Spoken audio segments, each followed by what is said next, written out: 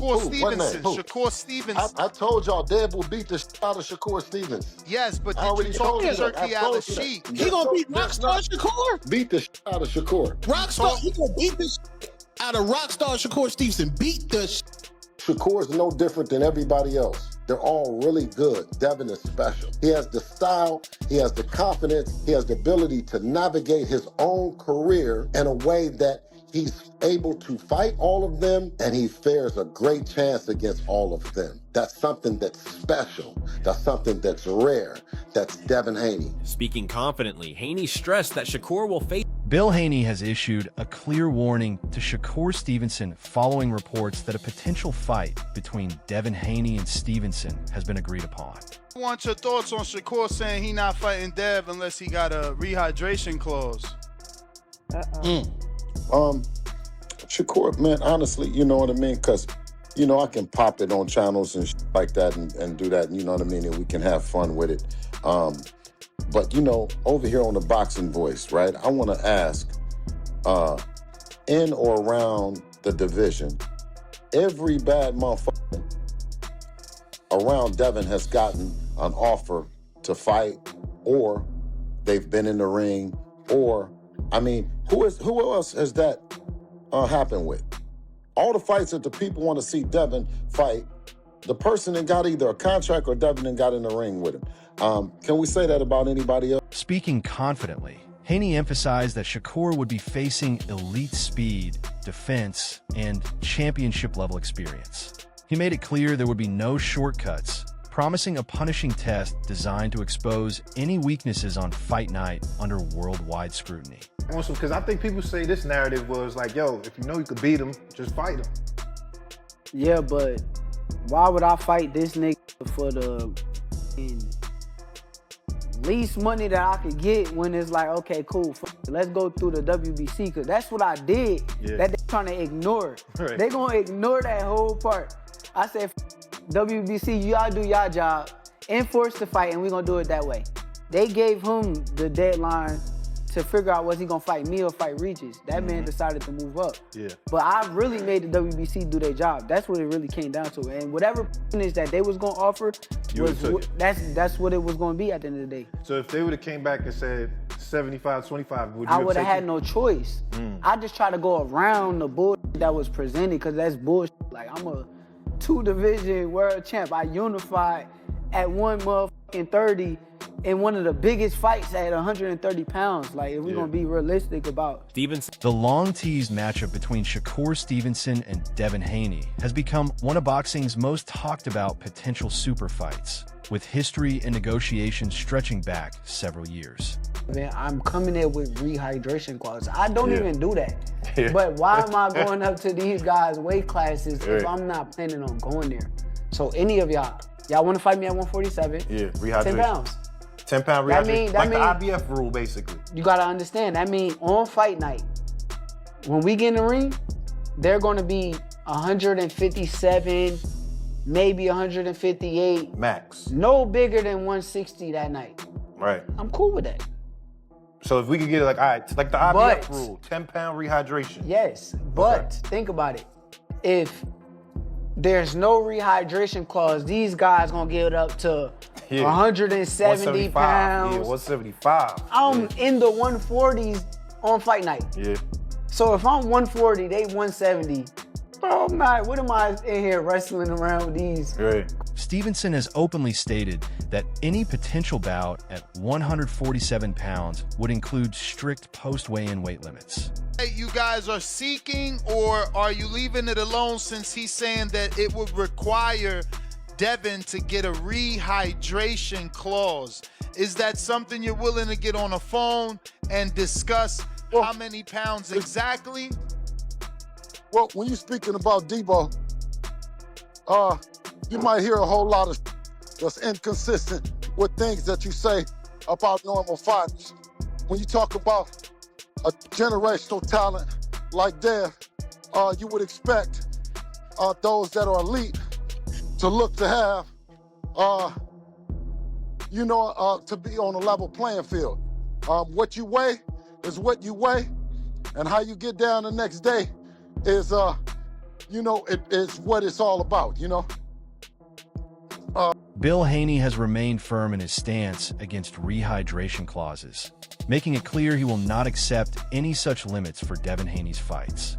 This position could directly impact negotiations if Stevenson insists on including one in a potential deal. Weight, which is what he wants to put on, not a catch weight, but a rehydration, which is what he said it would require in order for him to fight Devin. No, what he said was that he doesn't do any negotiation. He has a management team that does it. And let's just stay and keep it right there. Everything that he's saying, he's not going to 100% stand on it because he says he doesn't negotiate against himself and refers back to his team. So I can't take any of that serious, especially like I said, given an opportunity that you understand that he says that based on Conor Benn doing something that he felt might be unfair and putting it on Chris Eubank is what he's saying. Haney has reiterated that he is not interested in negotiating catchweight terms for a fight involving his son. This stance reflects his broader refusal to accept rehydration clauses or weight stipulations that could limit Devin's natural size advantage. You favor at 147 between him and Devin, Shakur? That's a tough fight. I like both of those styles together, but I do think that Shakur is just more defensively aware, sound and aware. It's possible that Shakur may win that fight. I feel like he's a problem for a lot of guys because of his style. But Devin, both of those styles together, that's Analyst Bruce Crington believes Shakur Stevenson would outbox Devin Haney by controlling distance, timing, and angles. According to Crington, Stevenson's footwork, defense, and ring IQ could neutralize Haney's jab, limit exchanges, and turn the bout into a high-level technical chess match. For sheer power. Devin Haney, Conor Benn, there's a lot of fights that Shakur can be involved in and beat all these dudes, man. Beat all of them. Has a chance of beating all of them, right? And solidifying, his mark in the sport, being, the great of his generation. When Crawford left, I told y'all that, Shakur was the next guy on the throne. And I truly wholeheartedly still believe that. I know there's guys that has worked with Shakur in the past that swear up and down. Oh, I even forgot Murataya is there too. Guys like Andy Cruz. I mean, there's a lot of talented guys that people respect that Shakur has the ability to freaking challenge. Many analysts believe Shakur Stevenson possesses all the tools to become boxing's next major star, citing his technical skill, defensive mastery, and exceptional ring intelligence as qualities that could help carry the sport forward. Man, we talking about legendary status. We talking about Mount Rushmore type of stuff, because, all these guys are the elite guys of this generation and people respect them. And if Shakur was to beat them, he's going to definitely make his mark heavy in the sport and become extremely popular, even more popular than what Terrence Crawford is right now, and I feel like Shakur can be that face of American boxing that, we've always had. We have Floyd Mayweather. I think he can be as popular as Floyd Mayweather, if not more popular than Floyd Mayweather, so I don't know, man. Guys, tell me what you think. Am I tripping? But there's a lot of potential matchup for Shakur that can really grow. Stevenson's disciplined approach and ring savvy further separate him from his peers, positioning him as a potential defining figure in boxing's future as he continues to secure major victories and maintain his undefeated record. Confirms what I've been saying. 3-division world champion, former undisputed lightweight, former WBC junior welterweight, and reigning WBO welterweight world champion, first ballot Hall of Famer once he retires, superstar boxer, top 5 pound-for-pound best fighters in the world. Devin the Dream Haney. 33 wins, no loss, no draw, 15 wins by way of knockout. He calls out another first ballot Hall of Famer of his era.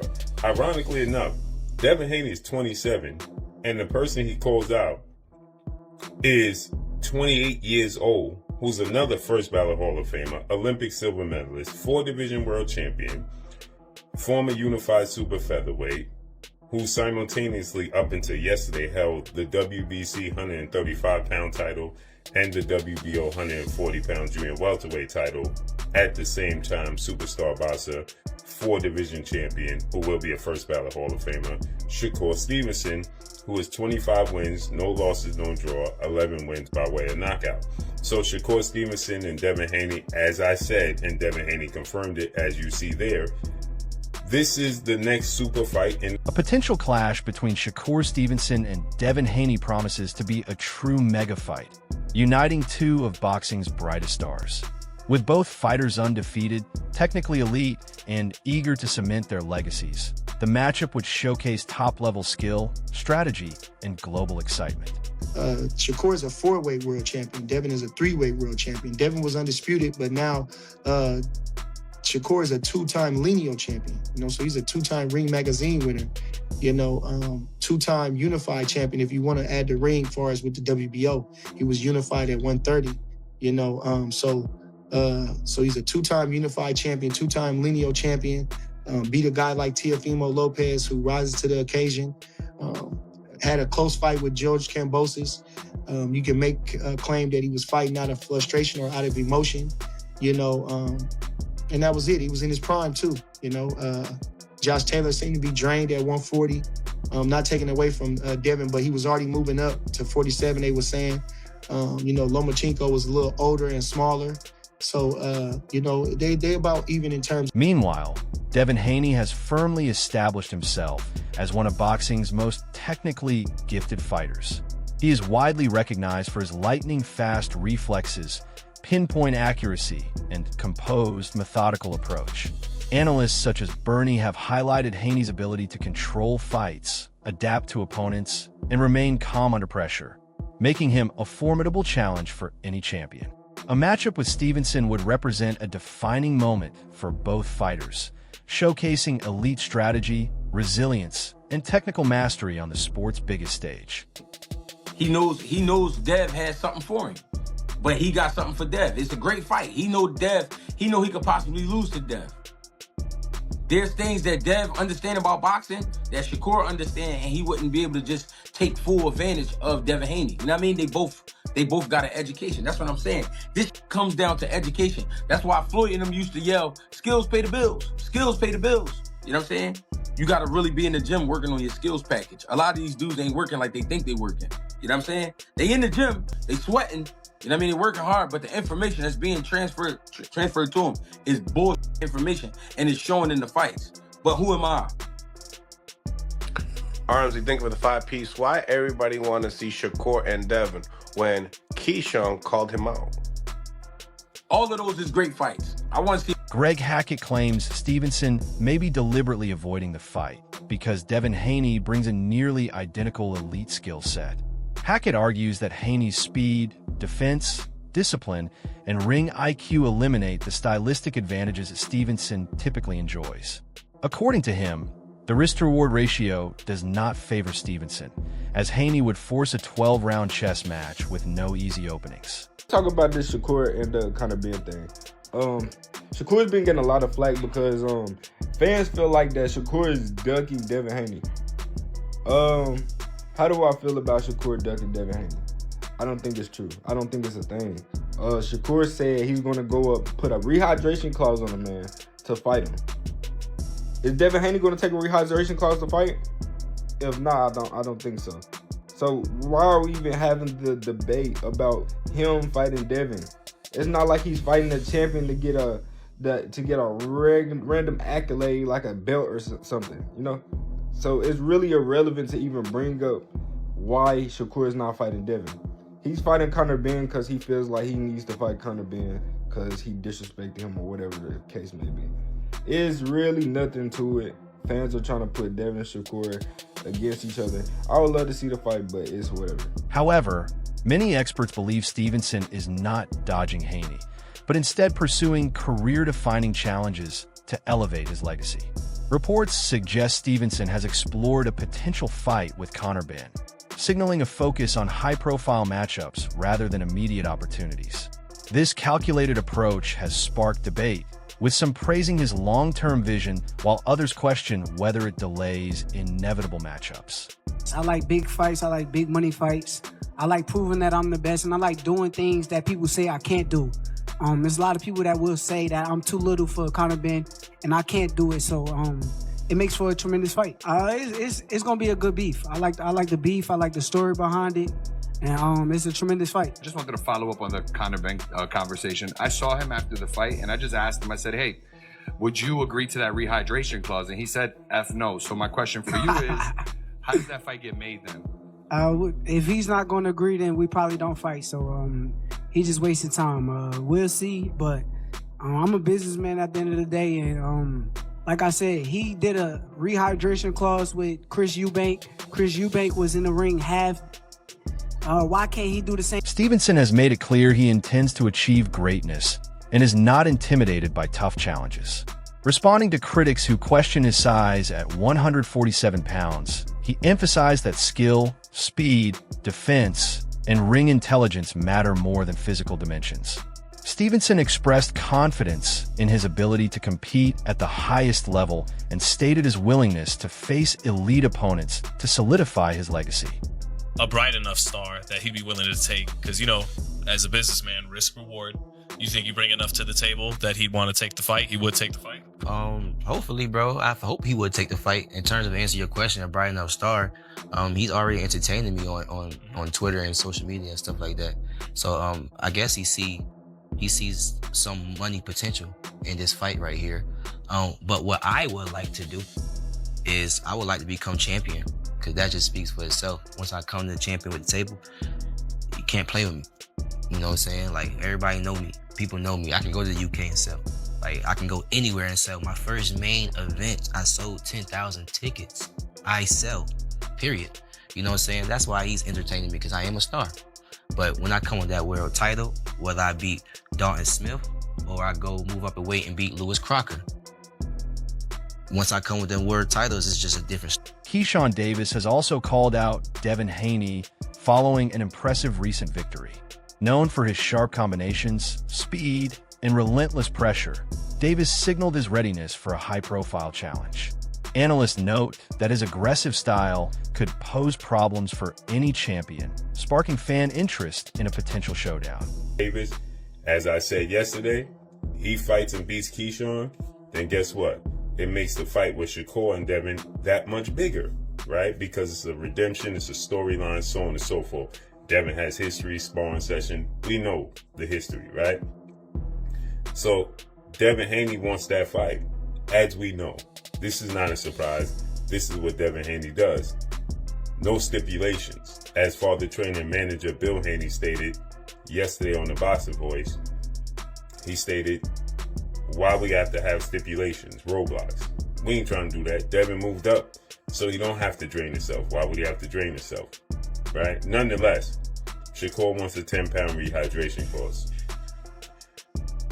Keyshawn, the businessman Davis, as you're going to see right here, he explains why he don't like Devin Haney. Because, and people are asking me and sending me, this is an old clip that Keyshawn did with Wallow and Gilly, and people are asking me my thoughts is resurfaced because obviously the Devin Haney, Keyshawn Davis. Devin Haney has responded by stating he is willing to face Keyshawn Davis without special conditions. Bill Haney echoed this sentiment, emphasizing Devin's preference to fight at a natural weight without restrictive clauses. Davis has admitted lingering frustration from earlier encounters where he felt underestimated, adding personal intrigue to a potential matchup that could carry major implications for both fighters' careers.